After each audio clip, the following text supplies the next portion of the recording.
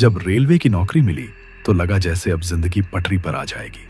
लेकिन किसे पता था कि मेरी जिंदगी की पटरी मुझे एक ऐसी रेलवे क्रॉसिंग पर ले आएगी जहां से आगे सिर्फ अंधेरा ही अंधेरा था। रेलवे ने मुझे पहली पोस्टिंग सीतापुर के पास एक बिल्कुल वीरान जगह वाली रेलवे क्रॉसिंग पर दी, जिसे वहां के आसपास के गांव वाले भूतिया फाटक कहते थे।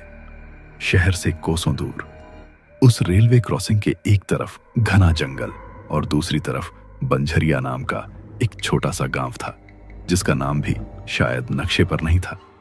फाटक के नाम पर बस एक छोटा सा केबिन जैसा कमरा था, जिसमें एक भारी भरकम लीवर, एक पुरानी टेलीफोन, एक टूटी फूटी सी कुर्सी और कोने में एक लोहे की छोटी सी चारपाई पड़ी रहती थी। और तो और वहां पर एक शौचालय तक नहीं था। जरूरत पड़ने पर बाहर उस घने जंगल की तरफ जाना पड़ता था, जो रात में किसी काले जानवर के खुले हुए मुंह जैसा लगता था। बस उस रेलवे क्रॉसिंग की एक ही बात मुझे अच्छी लगी कि उस ट्रैक से रात 11 बजे से लेकर सुबह 5 बजे तक कोई भी दूसरी ट्रेन नहीं गुजरती थी और इस बीच मैं आराम से सो सकता था। इत्तेफाक से मुझे वहां मेरे मन मुताबिक पहली ड्यूटी रात के समय ही मिली। वो जुलाई का महीना था और बादल जैसे बारिश से फटने वाले थे। बूंदें केबिन की टिन से बनी छत पर ऐसे पड़ रही थीं जैसे हजारों छोटे छोटे हथौड़े एक साथ बज रहे हों। बाहर घना अंधेरा पसरा था, जिसे बस केबिन की वो अकेली पीली बत्ती रोशन करने की नाकाम कोशिश कर रही थी।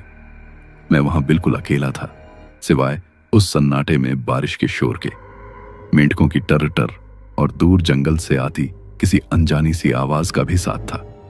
लखनऊ की बहुत याद आ रही थी, दोस्तों की बकवास, चाय की टपरी पर होने वाली गप्पें। यहां तो जैसे समय भी रुक सा गया था। उस रात मुझे काफी देर तक नींद नहीं आई और मैं चुपचाप उस टूटी फूटी सी कुर्सी पर बैठा केबिन की खिड़की से बाहर उन मूसलाधार बारिश की बूंदों को देखता रहा।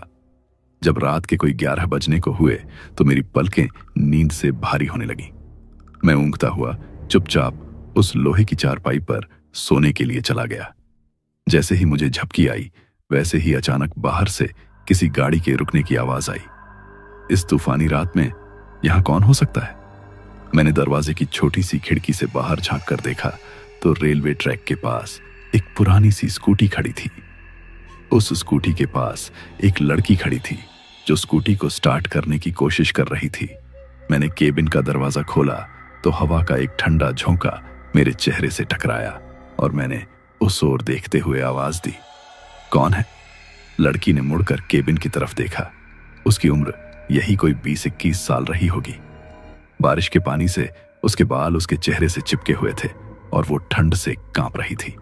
उसकी आंखों में एक अजीब सी घबराहट थी और देखने में वो काफी खूबसूरत थी। उसने कांपती हुई आवाज में कहा, वो मेरी स्कूटी बंद पड़ गई है, यहां पास में कोई मैकेनिक मिलेगा? मैंने हंसकर कहा, मैडम, इस वक्त यहां इंसान मिल जाए वही बहुत है, मैकेनिक तो दूर की बात है। मेरी बात सुनकर उसका चेहरा बिल्कुल उतर गया और उसने कहा, अब क्या करूं? मेरा गांव तो पास में ही है, पर इस बारिश में मेरी स्कूटी ने भी जवाब दे दिया है। मुझे उस पर तरस आ गया। मैं शहर का लड़का था और अपनी तहजीब अब भी भूला नहीं था। मैंने कहा, देखिए, आप चाहें तो बारिश रुकने तक यहां केबिन में इंतजार कर सकती हैं। जगह ज्यादा नहीं है, लेकिन आप बारिश से बच जाएंगी। मेरी बात सुनते ही उसकी आंखों में एक चमक सी आ गई। उसने कहा, क्या सच में? आपका बहुत बहुत शुक्रिया। फिर वो अपनी स्कूटी को खींचकर केबिन के पास ले आई और अंदर आ गई। वो बुरी तरह से भीग चुकी थी और ठंड से उसके दांत बज रहे थे। मैंने उसे अपनी कुर्सी पर बैठने को कहा और कोने में रखे स्टोव पर चाय बनाते हुए उससे बातचीत करने लगा। मेरा नाम मयंक है और मैंने यहां आज ही ज्वाइन किया है। उसने धीरे से कहा, जी, मेरा नाम अंजलि है। जब मैंने उसके हाथ में गर्मा गर्म चाय का कप थमाया तो उसने चाय की चुस्कियां लेते हुए बताया कि वो पास के ही बंझरिया गांव की रहने वाली है और शहर से किसी काम से लौट रही थी कि बारिश में फंस गई। उसकी बातें बहुत सलीकेदार थीं। वो पढ़ी लिखी मालूम होती थी। उस वीरान से केबिन में उसकी मौजूदगी एक ताजी हवा के झोंके जैसी थी। मेरा अकेलापन और बोरियत दोनों ही दूर हो गए थे। हमने इधर उधर की बहुत सी बातें की। लखनऊ के बारे में, गांव की जिंदगी के बारे में और रेलवे की नौकरियों के बारे में। कुछ देर बाद बातों ही बातों में उसके हाव भाव बदलने लगे। वो मुस्कुराते हुए कभी मेरा हाथ पकड़ लेती तो कभी मेरी जांघ पर अपनी हथेली टिका देती। उसकी छुअन ने मेरे भीतर एक अजीब सी बेचैनी भर दी थी। अब मैं भी बातों के बीच कभी उसकी हथेली थाम लेता तो कभी उसके कंधों को छू लेता। मुझे यह एहसास काफी अच्छा लग रहा था। यह सिलसिला हाथ पैर की छुअन से कब हम दोनों के होठों की छुअन तक पहुंच गया और कब हम प्यार की सारी हदें पार कर गए, ये पता ही न चला। करीब 1 घंटे बाद जब बारिश थमी और बाहर चांदनी छिटक आई तो उसने अपने कपड़े और बाल ठीक करते हुए धीरे से कहा, अब मुझे चलना चाहिए। आपकी मदद के लिए शुक्रिया। मैंने उस लोहे की खाट पर बैठे बैठे ही कहा, अरे इसमें शुक्रिया कैसा, यह तो मेरा फर्ज था। फिर हम दोनों केबिन से एक साथ बाहर आए। उसने अपनी स्कूटी स्टार्ट करने की कोशिश की तो वो पहली ही किक में स्टार्ट हो गई। ये काफी अजीब था, लेकिन मैंने इस पर ज्यादा ध्यान नहीं दिया। मैंने उससे सिर्फ इतना कहा, अपना नंबर तो देते जाइए, कभी कभार आपसे 2-4 बातें हो जाया करेंगी और शायद इसी बहाने मुलाकात भी। उसने मुस्कुराते हुए मुझे अपना नंबर बताया तो मैंने उसे अपने पुराने से फोन में सेव कर लिया। फिर वो स्कूटी पर बैठी और एक बार मुझे देखते हुए फिर से मुस्कुराई और अंधेरे में कहीं गुम हो गई। मैं उसे तब तक देखता रहा जब तक कि उसकी स्कूटी की लाल बत्ती मेरी आंखों से ओझल ना हो गई। उस रात उस वीरान से फाटक पर मैं पहली बार किसी लड़की के इतना करीब गया था। उस लड़की के जाने के बाद मैं पूरी रात उसी के ख्यालों में खोया रहा। मेरी आंखों के सामने बस उसी का खूबसूरत चेहरा घूमता रहा। अगली सुबह सूरज की पहली किरण के साथ जब मेरी आंख खुली तो मैंने देखा कि रात वाली बारिश ने आसपास के इलाके को पूरी तरह से धोकर साफ कर दिया था। हवा में मिट्टी की सौंधी सौंधी महक घुली थी। रात वाली खूबसूरत मुलाकात के बारे में सोचकर मेरे चेहरे पर अपने आप ही एक मुस्कान आ गई। अंजलि, कितना प्यारा नाम था। मैंने सोचा आज फुर्सत में उसे फोन करूंगा, हालचाल पूछूंगा और फिर मैं अपने रोजमर्रा के कामों में लग गया। सुबह करीब 7 बजे एक साइकिल की घंटी की आवाज आई। मैंने कैबिन के दरवाजे की खिड़की से झांक कर देखा तो वो पास के ही गांव का एक लड़का था जो रोज सुबह फाटक पर अखबार फेंक कर जाता था।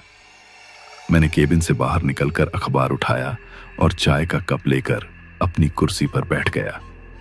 अखबार पढ़ना मेरी पुरानी आदत थी क्योंकि ये दुनिया से जुड़े रहने का एक आसान सा जरिया था।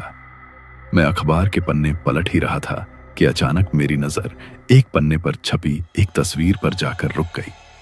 तस्वीर के नीचे मोटे मोटे अक्षरों में लिखा था, 1 साल से लापता युवती का अब तक कोई सुराग नहीं मिला। ये तस्वीर हूबहू उसी लड़की की थी जिससे मेरी मुलाकात कल वाली रात को फाटक पर हुई थी। वही आंखें, वही मुस्कान, वो अंजलि ही थी। मेरे हाथ कांपने लगे।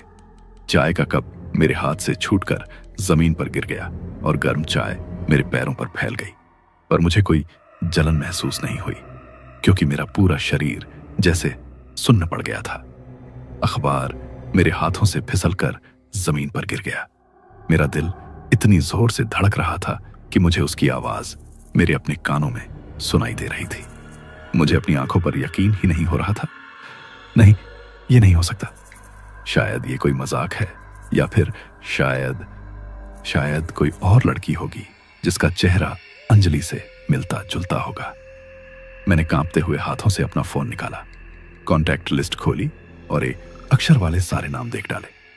मेरे फोन में अंजलि नाम का कोई नंबर सेव ही नहीं था। मेरा दिमाग जैसे सुन्न हो गया। ये कैसे मुमकिन है? मुझे अच्छी तरह से याद था कि मैंने उसका नंबर लिया था और उसे अपने फोन में सेव किया था।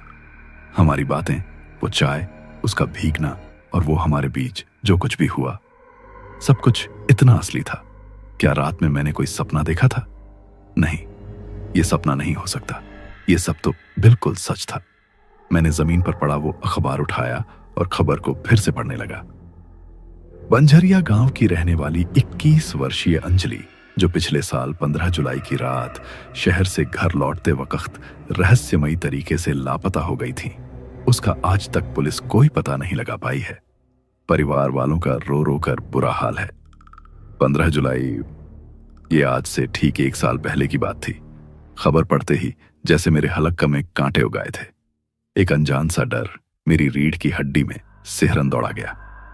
मैंने केबिन के दरवाजे को ध्यान से देखा, बिल्कुल उसी जगह जहां वो रात में खड़ी थी। तभी हवा का एक तेज झोंका आया और दरवाजा छर्र की आवाज के साथ थोड़ा सा खुल गया। डर से मेरी चीख निकलते निकलते बची। मैं पागल हो रहा था। शायद ये काम का तनाव था या फिर अकेलेपन का असर। मैंने खुद को समझाने की बहुत कोशिश की, लेकिन मेरी आंखों के सामने बार बार अखबार में छपी वो तस्वीर और रात में मेरे सामने बैठी उस लड़की का चेहरा घूम रहा था।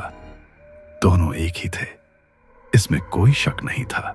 उस दिन के बाद से जैसे मेरा चैन और सुकून दोनों खो गए। हर एक आहट पर मैं चौंक जाता। हर परछाई में मुझे अंजलि का ही अक्स नजर आता। मेरे लिए रात में ड्यूटी करना एक सज्जा बन गया था। केबिन की वो 4 दीवारें मुझे खाने को दौड़ती थीं। मैं बार बार फोन चेक करता, इस उम्मीद में कि शायद अंजलि का नंबर मिल जाए, कि शायद ये सब मेरा वहम हो, लेकिन कुछ न मिलता। अगले दिन दोपहर के वक्त मैं केबिन के बगल वाले एक छायादार पेड़ के नीचे कुर्सी पर बैठा अखबार पढ़ रहा था। इत्तेफाक से वो पिछले दिन वाला अखबार भी आज वाले अखबार के साथ चला आया था, जिसे मैंने अपने सामने पड़ी मेज पर रख दिया था। तभी मैंने एक बुजुर्ग को साइकिल पर अपनी ओर आते देखा। उस बुजुर्ग ने सफेद धोती कुर्ता और सिर पर एक गमछा डाल रखा था। उनके चेहरे की झुर्रियों को देखकर ऐसा मालूम होता था कि जैसे उनमें उनके सालों के तजुर्बे की कहानियां छिपी हों। वो बुजुर्ग फाटक के पास आकर रुके और उनकी नजर मेज पर रखे कल के पुराने अखबार पर पड़ी तो उन्होंने बड़ी अपनेपन वाली अवधि में पूछा, क्या हाल है बाबू? नया चेहरा लागत हो ही यहां। मैंने जवाब दिया, जी काका, मेरा नाम मयंक है, यहां नई पोस्टिंग हुई है। उन्होंने कहा, हम दीनदयाल हैं बाबू, इसी गांव में रहते हैं, जरा देख लें देश दुनिया में क्या चल रहा है। ये कहते हुए वे मेज पर रखे अखबार को उठाने लगे। जब वो बुजुर्ग अखबार पढ़ने लगे तो उनकी नजर भी उसी खबर पर पड़ी तो उन्होंने एक गहरी सांस लेते हुए कहा, बेचारी अंजलि बिटिया, 1 साल हो गया, कुछ खोज खबर नहीं है। उनकी बात सुनते ही मेरे अंदर का डर फिर से जाग गया। मैंने पूछा, आप जानते थे इस लड़की को? इस पर दीनदयाल काका ने अफसोस जताते हुए कहा, अरे पूरे बंझरिया गांव की बिटिया थी, बहुत ही अच्छी लड़की थी, पढ़ने लिखने में भी बहुत होशियार थी, पर किस्मत ने साथ न दिया। ये कहते हुए उन्होंने मेरी तरफ देखा। मेरी आंखों में जो डर था वो शायद उन्हें दिख गया था। उन्होंने आगे कहा, बाबू तुम यहाँ रात में अकेले रहते हो, जरा संभल के रहना। मैंने पूछा, क्यों काका, क्या बात है? तब उन्होंने इधर उधर देखा जैसे वो ये देख रहे हों कि उनकी बात कोई दूसरा न सुन ले। फिर धीमी आवाज में बोले, बाबू ये जो फाटक है ना, ये ठीक नहीं है, खासकर रात में। इसीलिए गांव वाले सूरज ढलने के बाद इस तरफ का रुख नहीं करते। उनकी इस बात ने मेरी धड़कनें तेज कर दी थी। मैंने बेचैनी से पूछा, ऐसी कौन सी बात है काका जो गांव वाले रात में इस फाटक की तरफ नहीं आते? इस पर उन्होंने लगभग फुसफुसाते हुए कहा, कहते हैं यहाँ एक औरत की आत्मा का साया है जो अपनी अधूरी इच्छाओं के साथ मर गई थी और वो अब रात में इस फाटक पर भटकती रहती है और खासकर अकेले नौजवानों को अपना शिकार बनाती है। कई लोगों ने उसे देखा है, कभी खूबसूरत औरत के रूप में, तो कभी। वो कहते कहते अचानक रुक गए। उनकी बात सुनकर जैसे मेरा गला सूख गया। मैंने बेचैनी से पूछा, कभी कभी क्या काका? उन्होंने आगे बताया, कहते हैं उसका असली रूप बहुत भयानक है और उसकी सबसे बड़ी पहचान है उसके उल्टे पैर। उनकी बात सुन मेरे रोंगटे खड़े हो गए। मुझे रात की वो घटना याद आई जब अंजलि यहां से गई थी।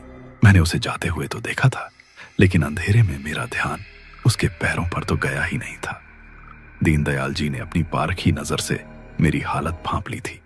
उन्होंने मेरे कंधे पर हाथ रखते हुए कहा, डरो मत बाबू, बस रात बेरात किसी अनजाने पर भरोसा मत करना। कोई मदद मांगे तो भी दरवाजा मत खोलना। हनुमान चालीसा हमेशा अपने पास रखना। ये कहकर वो अपनी साइकिल पर बैठे और चले गए। लेकिन वो मेरे दिमाग में डर का एक ऐसा बीज बो गए थे जो अब तेजी से बढ़ने लगा था। औरत की भटकती आत्मा, उल्टे पैर और उसकी अधूरी इच्छाएं, ये सब मेरे लिए बड़ा ही अजीब था। मैं शहर का पढ़ा लिखा लड़का इन सब बातों पर यकीन नहीं करता था, लेकिन जो मेरे साथ हुआ था उसे मैं कैसे झुठला सकता था।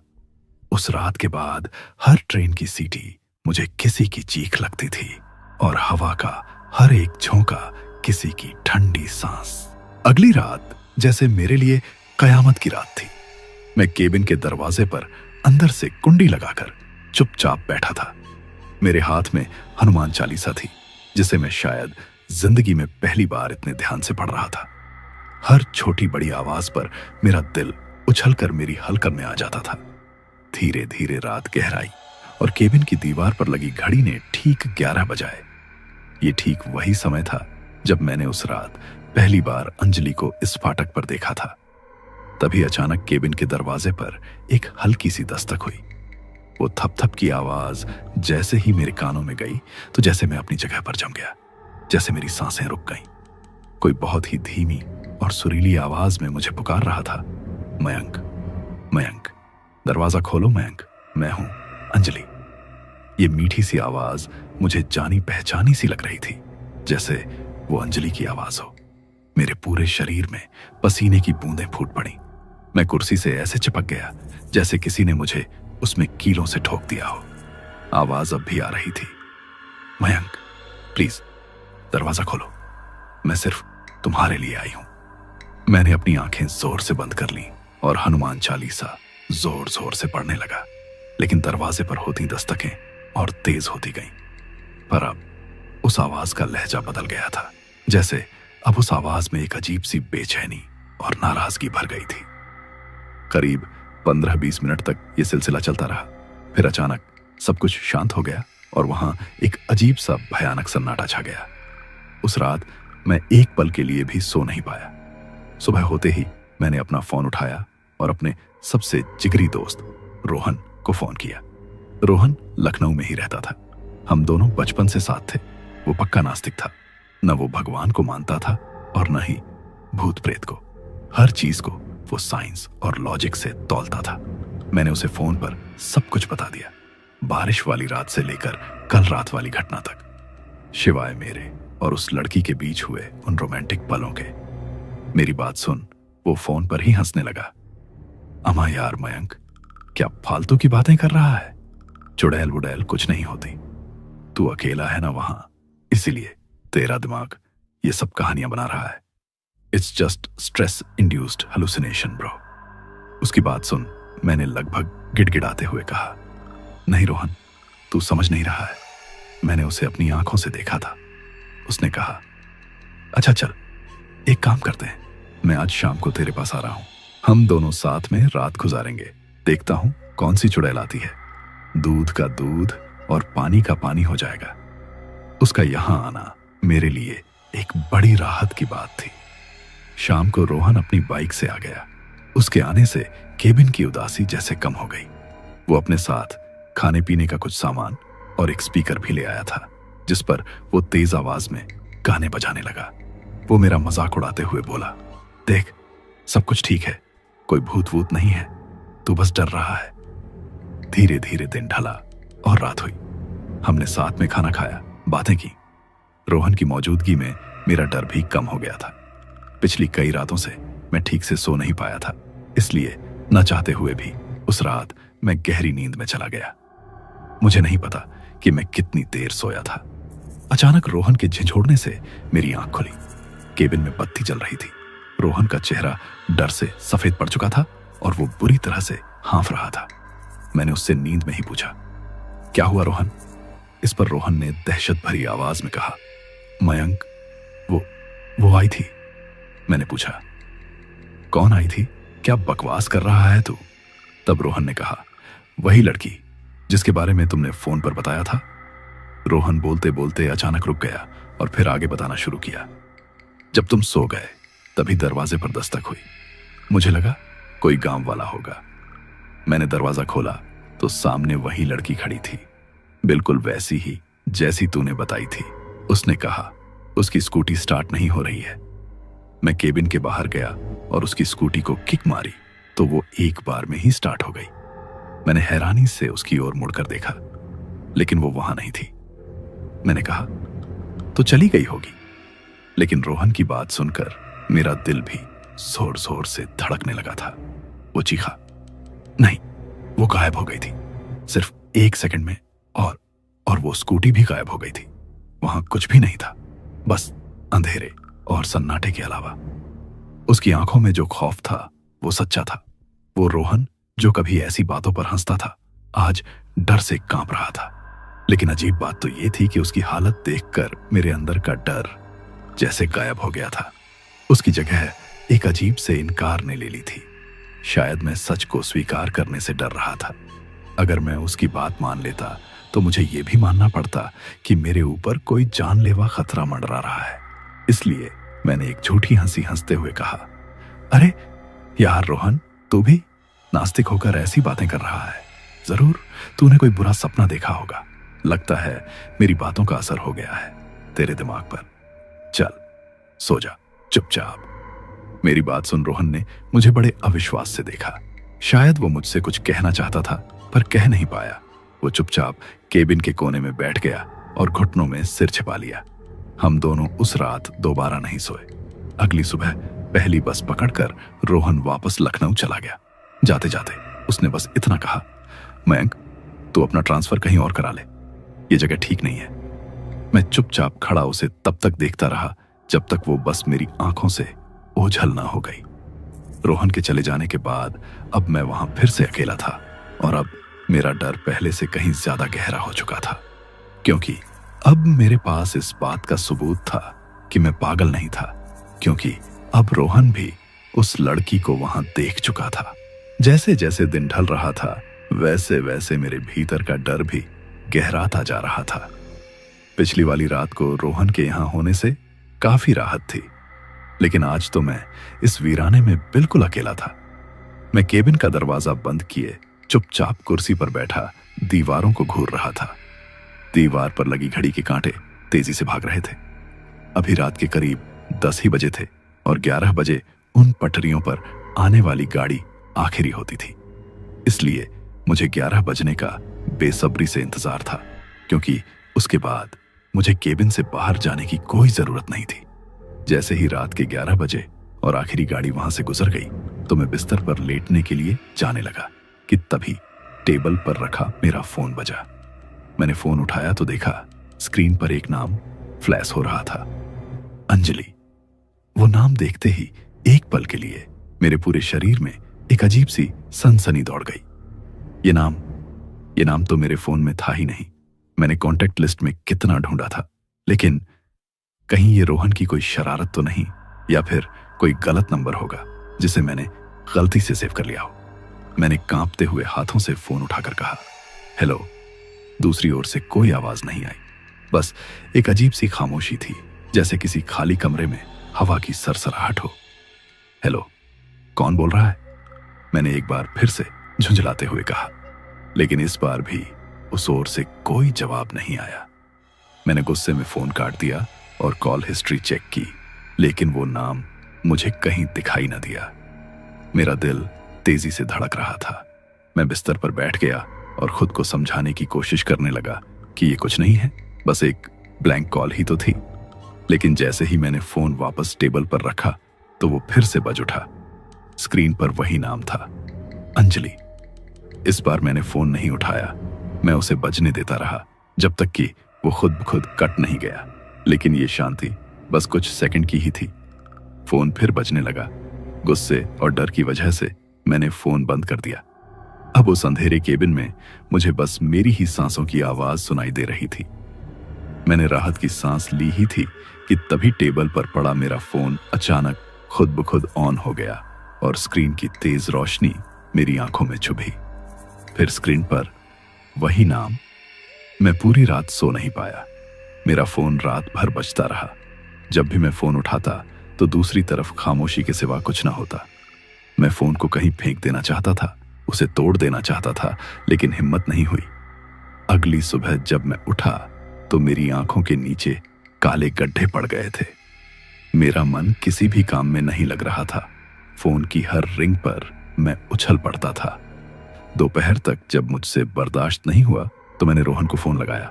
दूसरी ओर से उसकी आवाज आई। हेलो, मैंने कांपती हुई आवाज में कहा।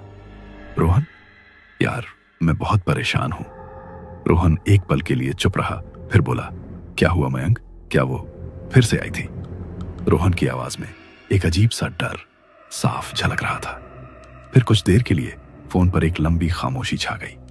मुझे लगा जैसे लाइन कट गई है, लेकिन फिर रोहन की दबी हुई खौफजदा आवाज आई। मैंने कहा था ना मयंक कि उस जगह से अपना ट्रांसफर कहीं और करवा ले, मगर तू नहीं माना। उसने आगे बताया, उस दिन जब मैं यहां से लखनऊ शहर वापस लौटा तो बुरी तरह से बीमार पड़ गया। शाम होते होते मुझे तेज बुखार और खून की उल्टियां होने लगी। कोई भी दवाई काम नहीं कर रही थी। डॉक्टरों ने भी हाथ खड़े कर दिए थे। मैंने डर कर पिताजी को फाटक की उस स्कूटी वाली लड़की की पूरी घटना बताई, जो उस रात तुम्हारे सो जाने के बाद मेरे साथ हुई थी। तब पिताजी मुझे शहर से दूर एक तांत्रिक के पास ले गए। उस तांत्रिक ने मुझे एक तावीज दिया और यकीन मानो, जैसे ही मैंने उस तावीज को पहना मैं बिल्कुल ठीक हो गया। मुझे लगता है कि हमें उस तांत्रिक की मदद लेनी चाहिए। ये हमारे बस की बात नहीं है मयंक। मैं किसी भी कीमत पर इस बला से अपना पीछा छुड़ाना चाहता था, इसलिए मैं रोहन की बात तुरंत मान गया।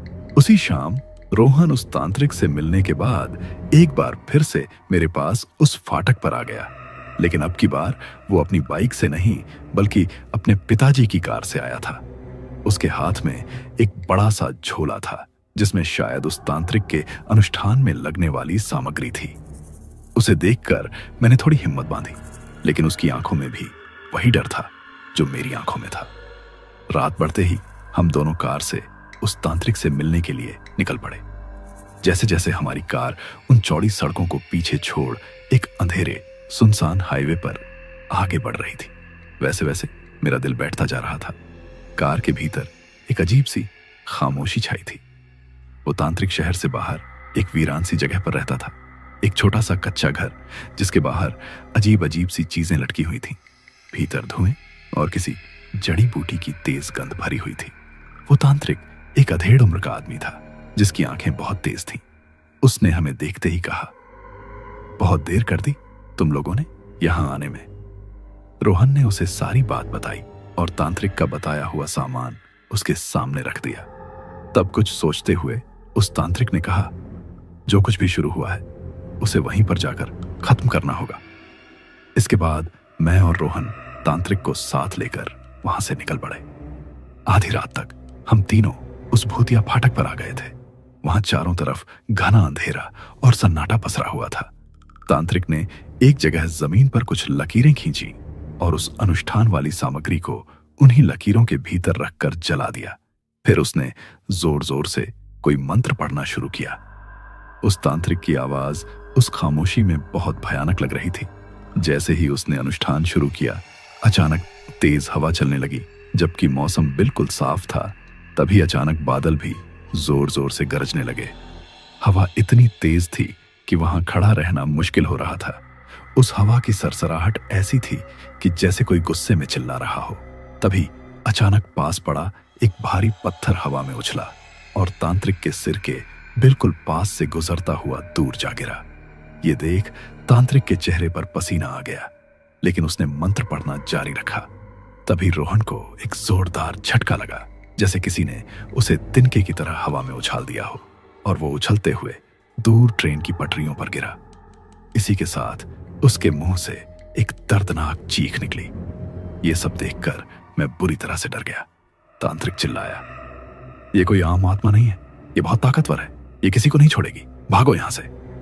तभी एक अनदेखी ताकत ने तांत्रिक को हवा में उठाया और जमीन पर पटक दिया। उसकी आंखें खुली की खुली रह गईं। मैं समझ गया था कि यहां रुकना मौत को दावत देने के बराबर है। मैंने जैसे तैसे रोहन और तांत्रिक को उठाकर गाड़ी में डाला और वहां से सीधा हॉस्पिटल की तरफ भागा। हॉस्पिटल पहुंचते ही मैंने जल्दी से उन दोनों को वहां एडमिट कराया और चुपचाप कॉरिडोर में बैठ गया। मैं डर से अब भी कांप रहा था। रोहन के पूरे शरीर पर प्लास्टर चढ़ा था और तांत्रिक की हालत नाजुक थी। रोहन ने मुझे सामने देख दर्द से कराहते हुए कहा, मयंक यार, अब तू उस भूतिया फाटक पर मत जाना, क्योंकि मैं तुझे खोना नहीं चाहता। उस भयानक हादसे के बाद मैंने काम से एक लंबी छुट्टी ली और रेलवे डिपार्टमेंट में अपने ट्रांसफर के लिए अर्जी डाल दी। कुछ हफ्तों में मेरा ट्रांसफर दूसरी जगह हो गया। आज उस घटना को बीते हुए लगभग 10 साल हो गए हैं, लेकिन जब भी मैं उसके बारे में सोचता हूं तो भीतर तक कांप जाता हूं। लेकिन अंजलि की पहेली अब भी एक पहेली ही है। अगर आप कहानी सुनते हुए यहां तक पहुंच गए हैं तो इसका मतलब है कि आपने ये कहानी पूरी सुनी है और आपको ये कहानी पसंद आई है। मेरी आपसे एक और गुजारिश है कि प्लीज इस कहानी को लाइक और चैनल को सब्सक्राइब कर लें, जिससे हमारा और आपका एक तरह से रिश्ता बन जाए। और हाँ, एक बात और, कहानी के नीचे जो कमेंट बॉक्स है उसमें कमेंट करना भी ना भूलना। जल्द ही फिर से मुलाकात होगी, तब तक के लिए नमस्कार।